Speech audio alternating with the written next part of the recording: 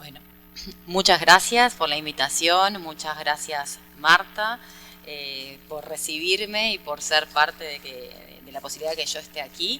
Bueno, a FIDE, a mi universidad por permitirme estar, al Club Nacional de Fútbol al cual pertenezco hace muchísimos años.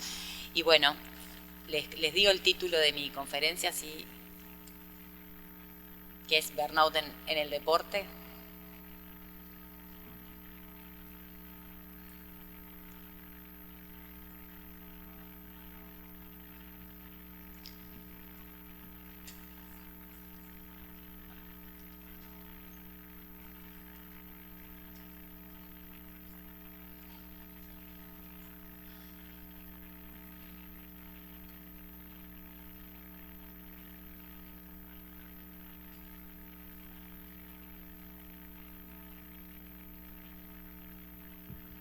Mientras sigo hablando, ya que estoy, agradecerles a mis compañeros de conferencia, al profesor Ucha, al profesor Luis Gustavo. Para mí es un honor compartir con ustedes esta ponencia. Bueno, y decirle que yo en realidad me siento más cómoda parada porque soy bastante activa, pero bueno, hoy intentaré quedarme quieta.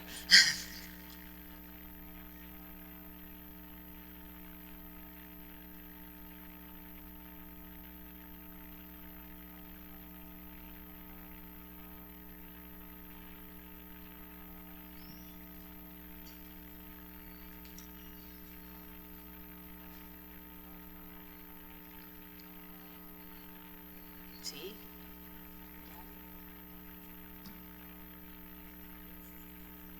Sí, para que vean que vine a trabajar y no solamente a tomar cerveza y mojito.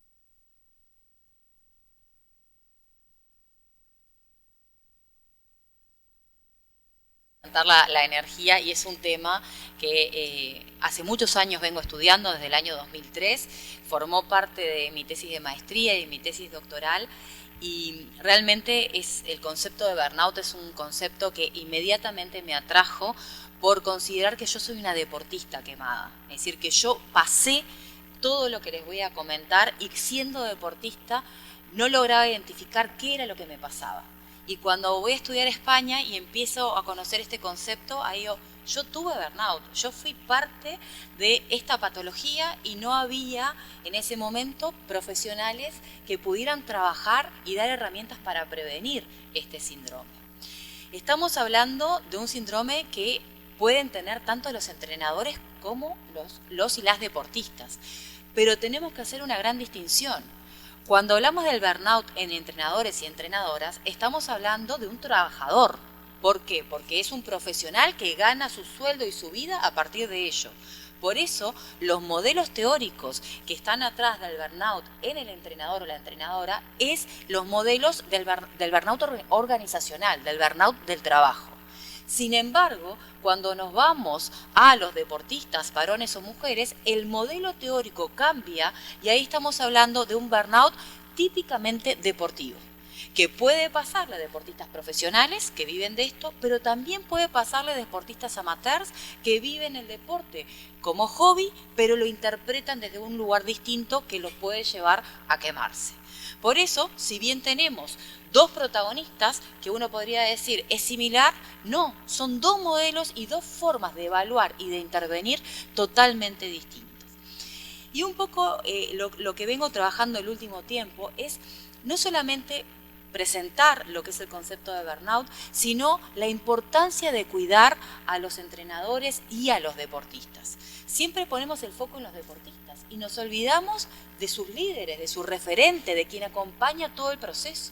Si tenemos un entrenador o una entrenadora enferma, es muy probable que no pueda continentar ni responder a las necesidades que tiene su equipo o su deportista.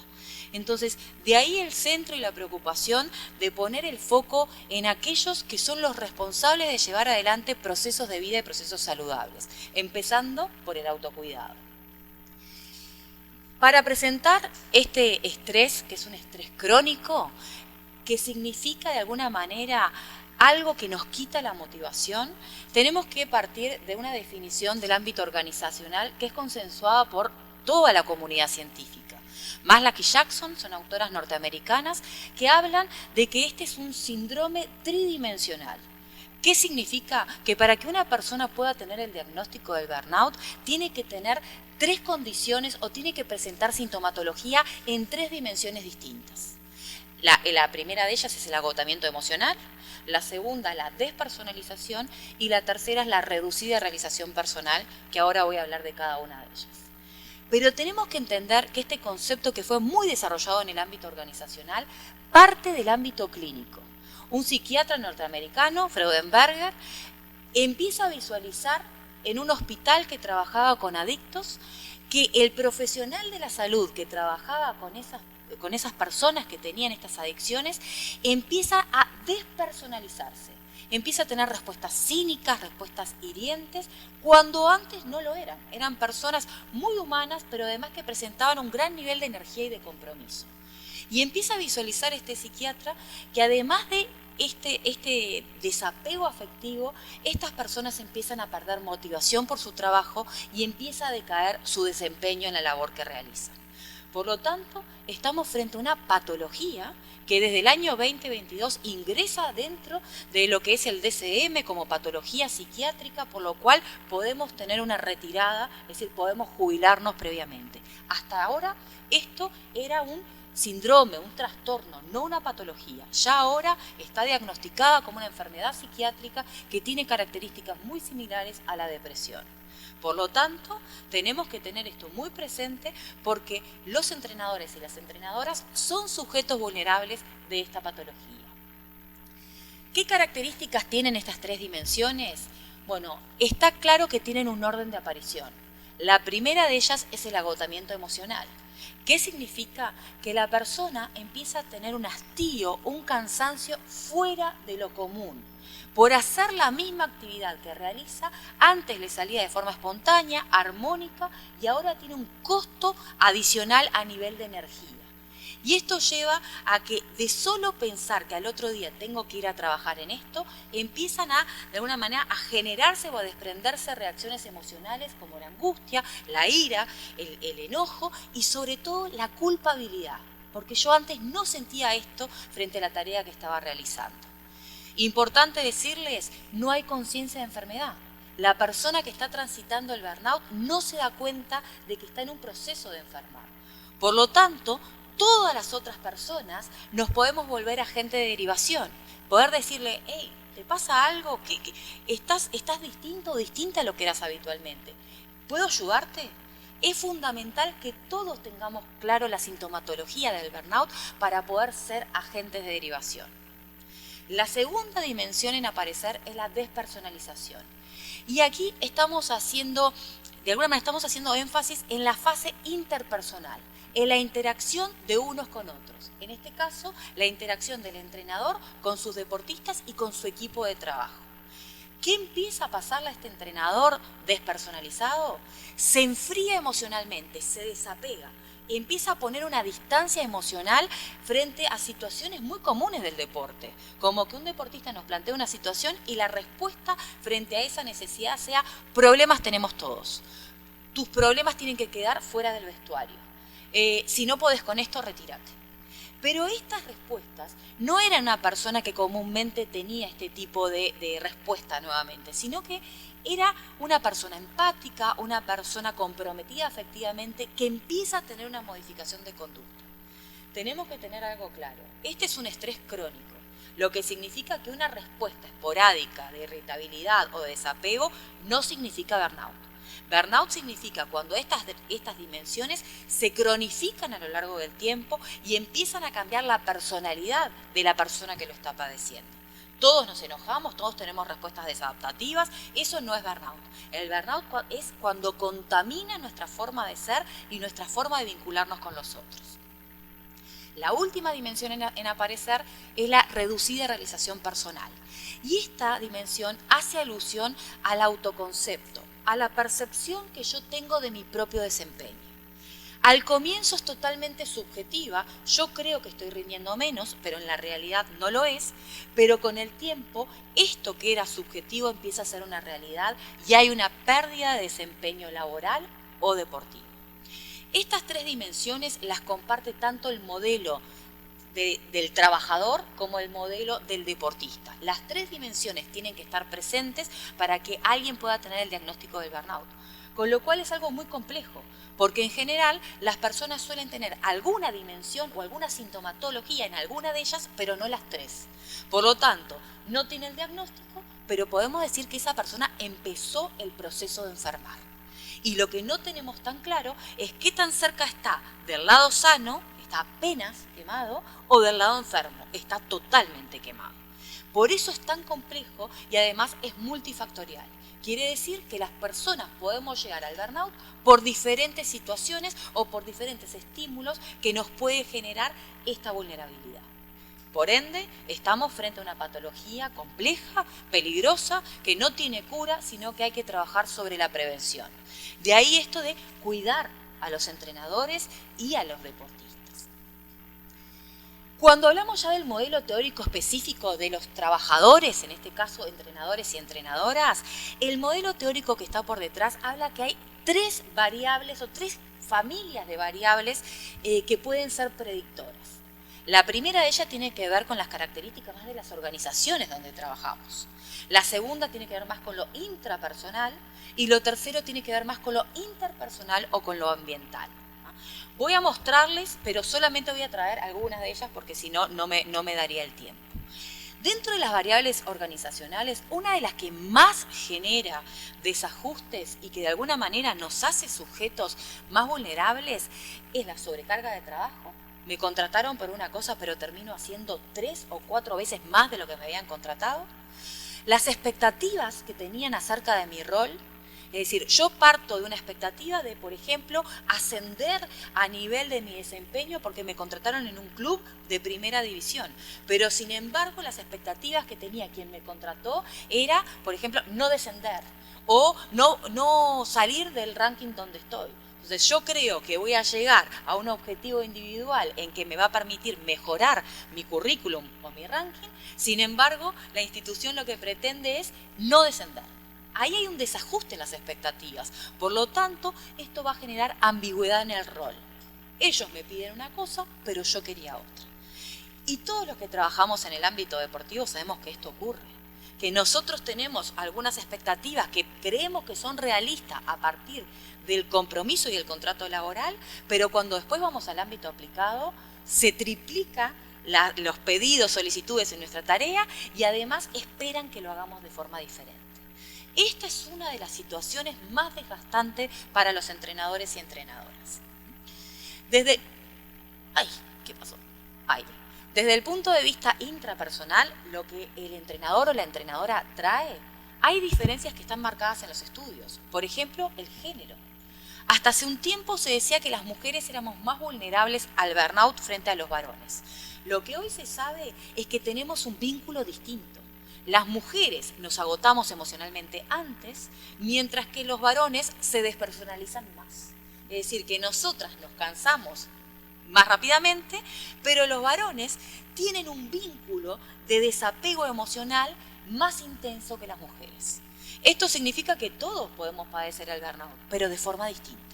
Por lo tanto, si tenemos claro esto, a la hora de intervenir vamos a hacer propuestas totalmente diferentes, porque vamos a atender a estas diferencias de sexo o de género que ya vienen marcadas. Lo mismo en la etapa vital. Cuanto menos edad tenemos y menos nivel de experiencia, más posibilidades de padecer este estrés crónico. ¿Por qué? Porque la experiencia es una capa de protección. El roce, el haber experimentado situaciones de frustración, de alguna manera me permiten tener una protección más alta de aquel novato que se va a enfrentar por primera vez a una situación deportiva. Hay muchísimas más, como verán, la personalidad también juega un papel, si tenemos una personalidad tipo A o una personalidad tipo B, si somos más ansiógenos o menos, todo eso también tiene una implicación. Pero no quería dejar de hablar del sexo y de la edad, porque son variables que realmente generan una diferencia importante a la hora de evaluar y de intervenir. Por último, están las variables interpersonales o ambientales, y esto tiene que ver más con lo situacional. Por ejemplo, hace 2 años estuvimos en pandemia. Esto impactó en general a todas las poblaciones, pero la población que trabaja en el ámbito del deporte la impactó de forma muy intensa, la paralizó. Había que entrenar en la casa, había que entrenar a través de un Zoom, había que no entrenar. Y esto para un profesional del deporte, ya sea entrenador o deportista, implica toda una parálisis e implica una pérdida de movimiento y con ello todo lo que conlleva, ¿no? Dejar de generar serotonina, endorfina y demás, además de perder nuestra identidad. Porque los entrenadores y los deportistas, a diferencia de otros trabajadores, nuestra identidad se juega mucho a partir de nuestro desempeño y a partir de nuestra tarea. Entonces nos vimos sometidos a nivel ambiental a una pandemia. Pero también tenemos que pensar en el contexto más directo de este entrenador y también del deportista. Por ejemplo, ¿tiene una red de contención? ¿Está casado o casada? ¿Tiene familia? ¿Tiene hijos? ¿Tiene otros trabajos? Todo eso está estudiado y se sabe que la persona que tiene una red de contención familiar tiene más recursos para poder afrontar las situaciones de estrés y el estrés crónico en particular. Por lo tanto, si nosotros conocemos que estos pueden ser variables que nos predicen la posibilidad de enfermar, tenemos que preguntarlo. ¿Cuántos de ustedes preguntan a los entrenadores con quienes trabajan cuál es tu proyecto vital? ¿Te sentís feliz con la tarea que estás realizando? ¿Qué tipo de trabajo es este? ¿Es aquel que te salva económicamente para vivir el día a día o es el que te realiza personal y profesionalmente? Estas son las preguntas y la llegada que tenemos que tener a nuestros socios y socias del trabajo que son los y las entrenadoras. Y de ahí poder darle respuestas que sean efectivas y que también esto respondan a sus necesidades y les permita entrenar en recursos emocionales de afrontamiento. En cuanto a las consecuencias, son muy graves y son a distintos niveles. Tenemos consecuencias a nivel de tipo psicológico, por ejemplo, empiezan a aparecer enfermedades psicosomáticas. Y esto es un llamado de atención, porque es lo que nos permite visibilizar que alguien no está bien. Si es una persona que empieza a tener una somatización a nivel de la piel, tiene insomnio, problemas digestivos, se le cae el pelo, y esto no le ocurría, algo le está pasando a esta persona. Y es un indicador de que tenemos que ayudarlo porque esa persona no se está dando cuenta que le está pasando todo esto. A nivel más de las organizaciones, bueno, trabajar en que de alguna manera haya mayor cercanía entre las expectativas de la organización y las expectativas de esa persona. Que haya una coherencia en relación a eso. Que de alguna manera podemos trabajar sobre la satisfacción, porque hay una pérdida de motivación y una pérdida del disfrute del trabajo. Y todos sabemos, en relación a la variable compromiso deportivo, que la diversión, el disfrute, la satisfacción es un gran protector para mantenernos adheridos a una tarea. Y lo más preocupante de todos en relación a los entrenadores y entrenadoras entrenadoras es que la mayor consecuencia es a nivel ambiental y tiene que ver con una disminución de la calidad de vida en general, con una actitud negativa frente a la vida. Es decir, que esto nos va comiendo nuestras otras patas, la pata personal, la pata académica, la pata social. Y ahí, de alguna manera, estamos diciendo que es una persona que empezó por una enfermedad relacionada con el trabajo, pero que termina contaminando toda su vida. De ahí que tengamos que tomar muchas medidas de prevención. En cuanto a los deportistas, a los entrenadores específicamente, hay algunas consecuencias que son muy llamativas. Hay un impacto directo en la salud física y mental. Empieza a haber un deterioro físico. Empieza a notarse un envejecimiento en esas personas, pero además mentalmente empieza a ver que había una gran claridad para expresarse y ya ahora le cuesta mucho más. Que había un gran manejo del tiempo, ahora cuesta mucho más.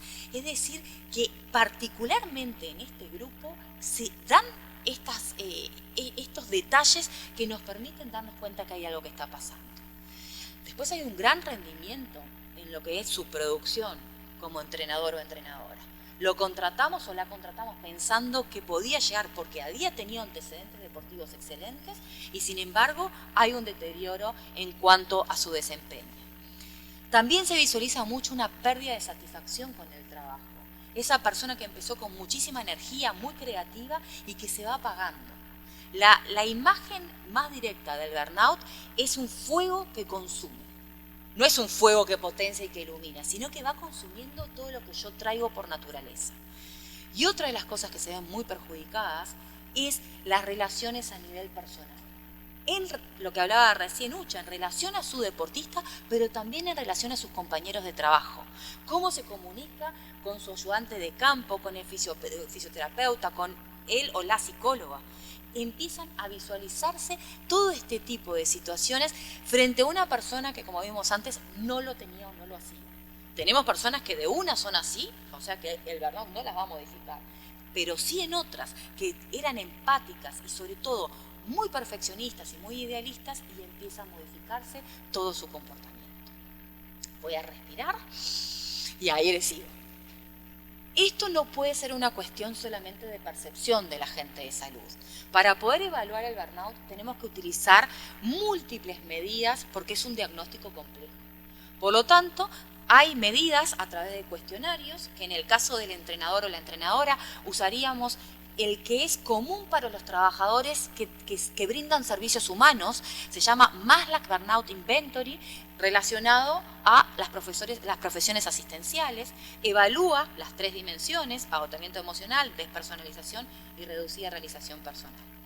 Pero ¿podemos hacer un diagnóstico solo con un instrumento como el MBI? No, de ninguna manera.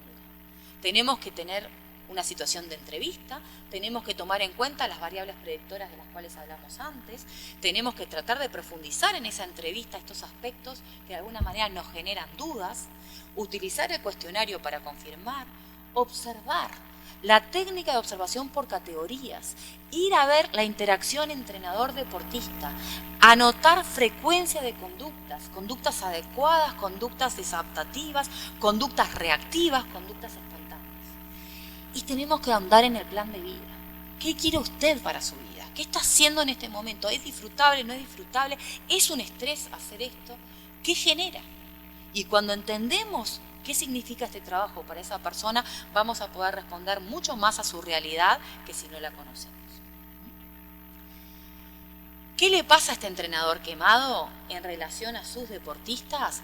Bueno, lo primero que le pasa es que ya no puede continentar a su equipo.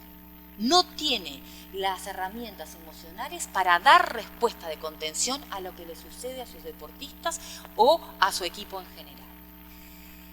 Todo lo vivencia como una amenaza. Y cuando todo lo vivenciamos como una amenaza, tenemos pérdida de realidad de cuáles son las amenazas reales y cuáles son las inventadas. Por lo tanto, tenemos un estado de activación sobreactivado siempre y todo lo vivimos como amenazante. Están hablando de mí, ¿por qué me están diciendo esto? ¿Pero qué parece? Y a veces no están hablando de mí. Están hablando de otra persona, pero yo ya asumo que como me están mirando de una manera y están comentando algo, están aludiendo a una respuesta frente a lo que es mi comportamiento.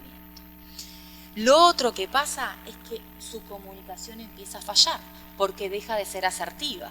Al estar sintiendo que todo me amenaza y que todo está en contra mí, ya no puedo de alguna manera dar respuestas a esas necesidades reales y muchas veces doy unas respuestas desadaptativas que tienen que ver con dañar la autoestima de nuestro deportista. Un ejemplo de esto es cuando el entrenador o la entrenadora, en vez de hacer una corrección técnica o de un gesto técnico, lo que alude es al ser de esa persona. Sos tal cosa.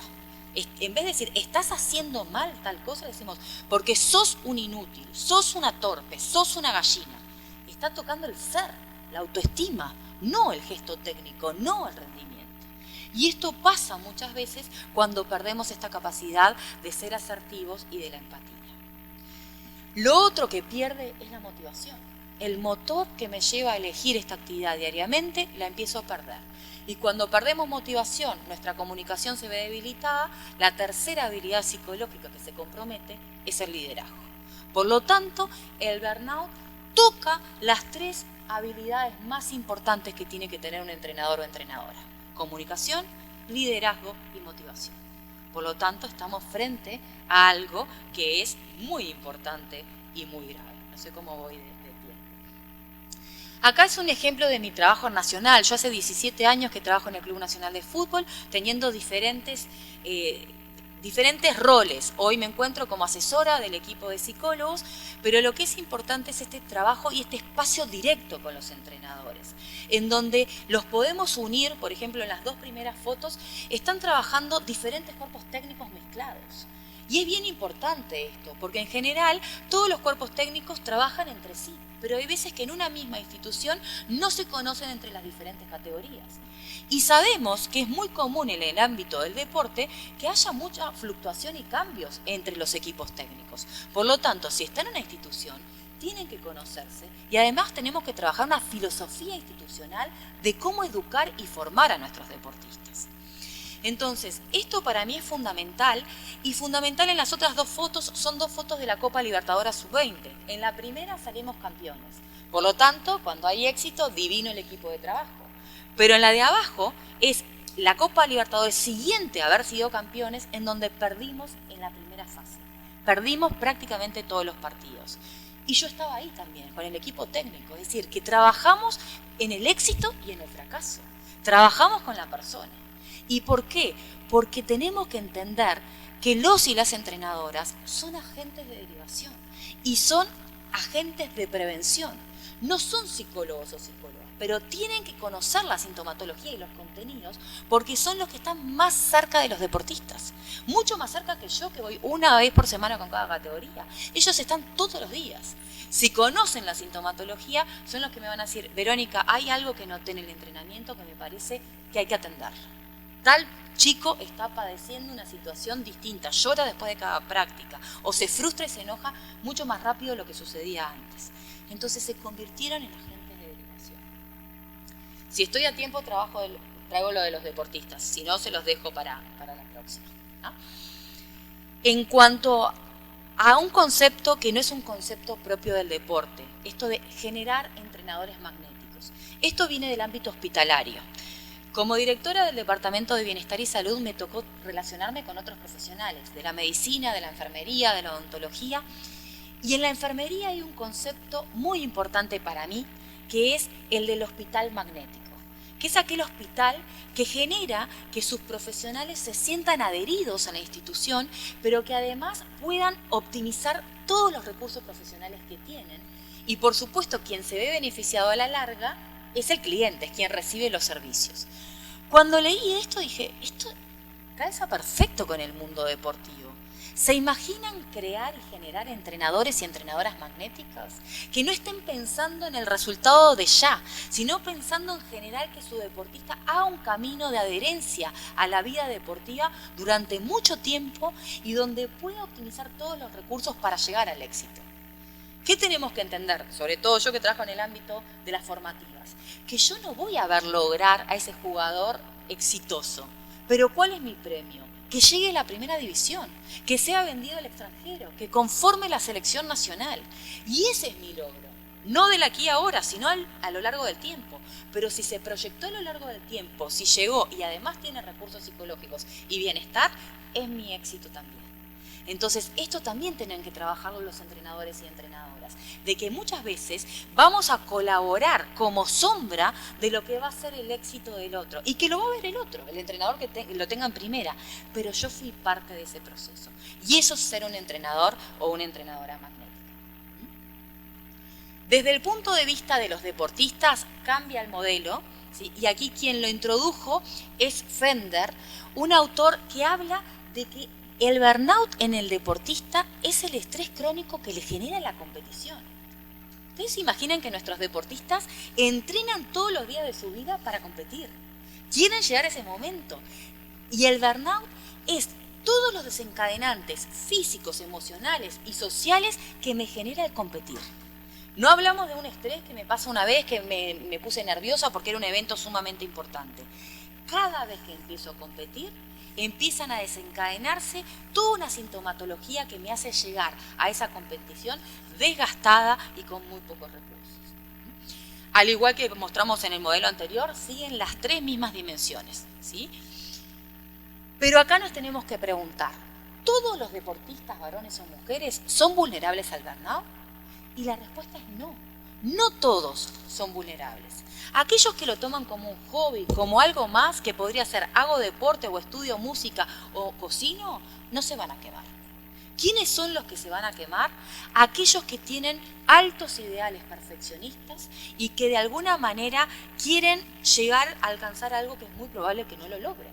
O porque no tienen los recursos emocionales, o porque no tienen los recursos físicos, o no tienen la infraestructura.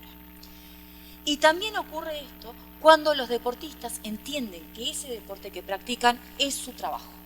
Y esto pasa mucho en el fútbol porque está muy asociado con niveles socioeconómicos más bajos, donde hay expectativas de toda la familia de poder cambiar ese nivel socioeconómico. Entonces, el ejemplo que yo tengo es recibo niños o preadolescentes de 13 años que se creen que por entrar a un club como el Nacional ya son profesionales. Vos decís, sos un niño que juega al fútbol. Y tu realidad no va a cambiar absolutamente para nada porque lo único que te vamos a dar es el viático para pagarte el autobús. Por lo tanto, tu realidad no va a cambiar en nada. Sin embargo, las familias creen que por haber ingresado a esa institución ya son profesionales. Y hoy Ucha hablaba que en Latinoamérica había un 14%, en Uruguay hay una estadística del Gol al Futuro, que es un programa estatal, que dice que de muchos niños que ingresan en todas las divisionales formativas con 13 años, el 1% es el que alcanza a llegar a la profesionalidad. Entonces la pregunta que les quiero dejar planteada es, ¿para quiénes trabajamos? ¿Para el 1 que llega o para el 99 que queda en el camino? Esto es algo que nos tenemos que preguntar. En cuanto a aspectos que tenemos que tener en cuenta los antecedentes de ese deportista. Es un deportista que viene cambiando de deporte, es un deportista que viene siendo un ganador, es un deportista que de alguna manera no tenemos claro si quiere practicar este deporte. ¿Cómo es su valoración cognitiva? ¿Cómo de alguna manera interpreta las situaciones? El entrenador corrige y me frustro enormemente porque entiendo que es algo personal. ¿Atribuye los errores a su falta de recursos o siempre tiene un culpable? El juez, el entrenador o la entrenadora, mi familia porque me presiona. Tenemos que empezar a conocer cómo es esa valoración cognitiva de nuestros deportistas. ¿Cómo es su personalidad? Extrovertido, introvertido, ansiógeno. Porque de acuerdo a cómo es su personalidad son los recursos que le vamos a tener que brindar. ¿Cómo se relaciona con las tres dimensiones del burnout? Si hablamos de que el género y la edad tienen que ver, ¿cómo se van a vincular con estas tres dimensiones? Y lo último es, ¿qué consecuencias puede llegar a tener teniendo en cuenta todo lo anterior? A este niño hacer este deporte, ¿le va a generar beneficios psicofisiológicos o lo va a destruir? Y nosotros como agentes de salud tenemos que tener esto claro.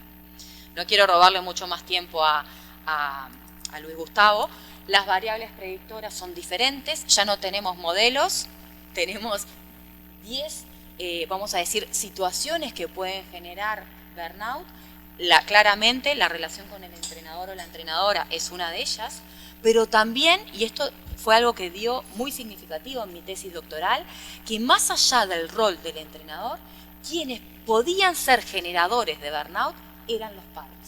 Los padres con expectativas desajustadas podían llevar a desarrollar esta enfermedad y abandonar.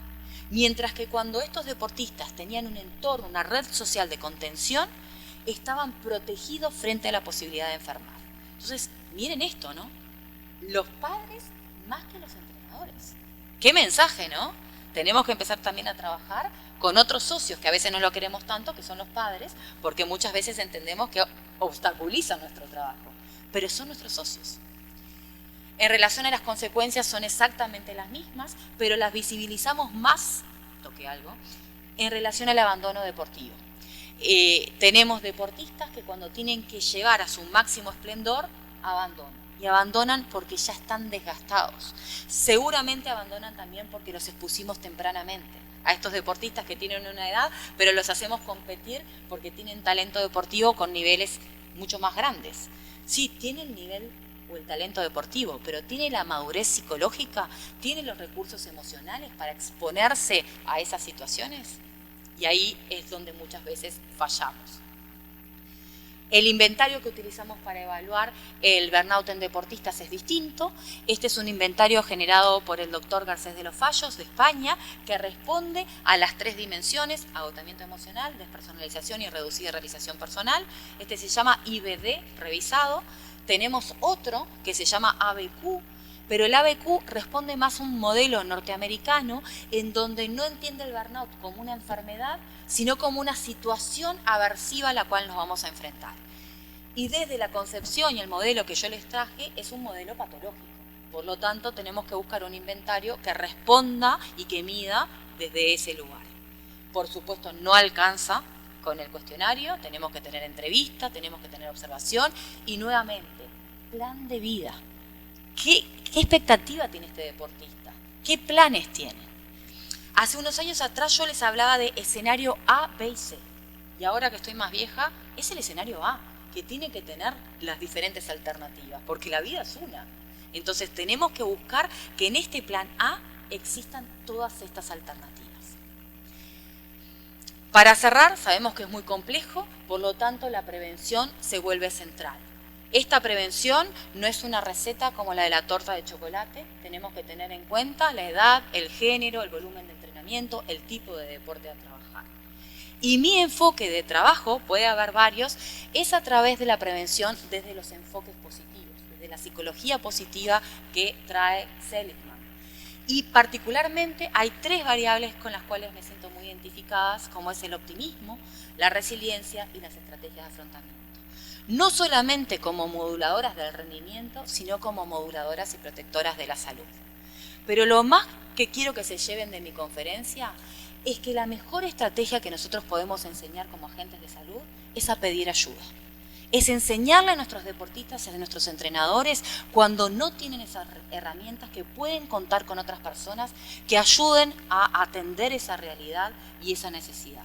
Tenemos que sacar esto de que somos omnipotentes, ya sea como agentes de salud, como en mi caso, como agentes de derivación, como el caso de los entrenadores y entrenadoras.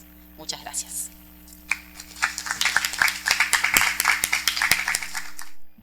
Bueno, muy interesantes las 3 conferencias, como más bien dijo el profesor, tiene una interrelación. Yo como experiencia fui entrenador y atleta a la vez, o sea, mi formación es militar, como cadete, de karate, y hay elementos ahí que realmente se ven que lo sufrimos, y por ser entrenador y atleta pues no va a haber nivel en las Fuerzas Armadas esa de karate. Y entonces lo que usted me estaba planteando, relación con la parte psicológica de ella, que a mí me produce una duda. No soy psicólogo y ustedes son especialistas y psicólogos. Según en las últimas investigaciones de ustedes y literatura, no me acuerdo del libro que lo leí, ya no se habla del estrés, sino se habla de un distrés, porque el estrés siempre está sometido a uno y el atleta también. Y sin embargo, me entra la duda en su patología o enfermedad que ocurra en los atletas y que tiene que ver también con relación con la parte psicológica de preparación del atleta, si realmente eso es un distrés o es un estrés, porque el estrés no es una enfermedad, realmente. Es el estrés cuando uno no es capaz de accionar o responder. Gracias por la pregunta. Importante, el estrés no es una patología, el estrés es una habilidad psicológica que es el control y la regulación del estrés. Como usted bien dijo, el distrés es el aspecto negativo del estrés, pero el estrés también tiene una pata positiva que se llama eustrés, que es esa energía que necesitamos para afrontar momentos como una competición. Es decir, que el estrés tiene dos componentes, un componente positivo, eustrés, y uno negativo, distrés. Eso como un proceso natural, porque el estrés en el día a día es esto, una balanza que lo que busca es ver el equilibrio entre mis recursos personales y las demandas del día. Yo un día estoy estresado, viví más en distrés, es decir, consecuencias negativas, pero a medida que también hago actividades que me gustan, que me resultan atractivas, esa sensación adrenalínica además genera eustrés. El burnout es estar en desequilibrio todo el tiempo. Es decir, que es la cronificación de la concepción negativa del estrés. Es estar siempre en el debe, la balanza está desfavorecida siempre. Entonces, bueno, me pasa una vez, no sucede nada, pero cuando eso se va haciendo permanente a lo largo del tiempo, esas consecuencias del distrés se van cronificando y son muy dañinas. Por eso es diferente lo que hablábamos, el estrés crónico genera daño psicofisiológico, es una patología, y el distrés es algo circunstancial, es esa pata negativa de un desequilibrio temporal. Es bien diferente a cada temporalidad, uno es permanente, el otro es puntual. Pero el estrés tiene dos componentes, uno que es necesario y positivo y otra es el que de alguna manera es que nos resulta más disgustante, tiene un efecto negativo, tiene una sensación de incomodidad. ¿Ah? No sé si fue clara. Si ustedes cuando hacen el diagnóstico, un ejemplo, de la personalidad, algún rasgo de la personalidad que puede ser, un ejemplo, rasgos de ansiedad, puede ser dar una predisposición, alguno. Si hay un componente de la personalidad que pueda estar influyendo, que ya está informado en el atleta. Gracias también por la pregunta. No, yo no me dedico a investigar lo que son los aspectos de personalidad vinculados al burnout, pero sí los hay. Hay estudios que, por ejemplo, ahora marcan la tendencia de la personalidad perfeccionista, en donde que hay un nivel de ansiedad, un nivel de un ideal casi inalcanzable, y sí hay investigaciones no hechas por mí que abundan y que intentan establecer esas correlaciones de las que hoy también hablaba Luis Gustavo, que nos permiten hacer predicciones. Sí las hay, yo no las estudio, yo estudio más los elementos circunstanciales y no tanto lo que pueden ser las variables de personalidad. Y más aún cuando me voy a los enfoques positivos, entonces voy más a lo que puede contribuir a prevenir, a generar herramientas, que a estudiar las predicciones a partir de la personalidad. Pero sí las hay, y si querés después te compartimos porque hay mucho estudiado acerca de eso. No, solamente agregar a lo que dijo la doctora, y es que para mí lo que más tributa al burnout es las cualidades físicas y técnicas no suficientes que pueda tener el atleta. Si no está bien preparado, los estresores que van apareciendo, se multiplica el efecto. Entonces puede llegar a la intolerancia, ahí está en burnout. Por eso es que yo tengo que saber cuán bien preparado está física y técnicamente, cuál es su nivel de aspiración para enfrentar ese propósito, si está verdaderamente bien preparado para enfrentarlo. O sea, son todas las variables que ella destacó en su conferencia, que no puede responder con, como ella dijo, el Maslach. Es un instrumento que te da elementos, pero no hay nada como la aproximación clínica en el momento en que estás en la competencia. La entrevista, la observación, para entre todos esos elementos, formularte un criterio, un diagnóstico de que si está al borde de burnout o no. Bien, Carlos Oliva Lima, profesor principal de Actividad Física Comunitaria en la Dirección Municipal de Deportes en Santiago de Cuba. La pregunta que tengo para la doctora es en el caso del atleta, la gimnasta Simone Biles. Según las descripciones que usted hacía de los factores predictores del síndrome de burnout, me venía a la mente ese caso, y la pregunta que tengo es si en ese caso en particular se puede diagnosticar que ella estaba padeciendo en ese momento de burnout, porque se conoce que no pudo presentarse al All Around, y en las redes sociales ella manifiesta de que el problema estaba en la mente, que no estaba en el cuerpo. Bueno, este es un tema que ya ha salido en otras conferencias. Lo primero siempre es decir que cuando uno no atiende a esa persona no puede justificar un diagnóstico, porque yo realmente no soy su psicóloga. Lo que yo interpreto y puede tener otras visiones es que en esta deportista no hay un burnout. ¿Por qué? Porque ella en realidad decide, utiliza una estrategia de afrontamiento adaptativa. No puedo, si hago esto me voy a lastimar, por lo tanto me retiro buscando preservarme y tener un lugar de seguridad. ¿Qué hubiera hecho el deportista o la deportista quemada? Hubiera saltado, se hubiera dado el palo de su vida y después la depresión que conlleva el haber fallado deportivamente. Y siempre pongo el mismo ejemplo, pero para mí es muy gráfico que lo puedan entender. Un deportista quemado es aquella persona que pone fuego en la llama de la hornalla y que empieza el dedo a empollarse, a sangrar y lo sigue dejando. Porque si bien puede sentir que le molesta y que le duele, no tiene las estrategias de la retirada. En este caso, diríamos que una estrategia saludable si me estoy quemando es sacar el dedo. Considero que Simone Biles, frente a no sentirse preparada porque reconoció sensaciones de disgusto, de amenaza, lo que hizo es se retiró, se preservó frente a lo que podría haber sido la consecuencia, no solamente del golpe físico, sino la contundencia a nivel de la prensa de lo que hubiera sido fallar. Entonces, desde mi punto de vista, fue una estrategia de afrontamiento adaptativa. Habla de sus recursos emocionales que le permitió volver. Ella ahora sigue compitiendo. De no haber sido así, ella hubiera tenido un abandono temprano de la actividad. Pero como siempre, uno tiene que reconocer que para poder hacer un diagnóstico, tiene que ser el profesional que acompañe. De la fuera y de los argumentos, yo diría este tipo de interpretación que puede generar otras miradas, ¿no? Mi mirada sería por ahí. Gracias.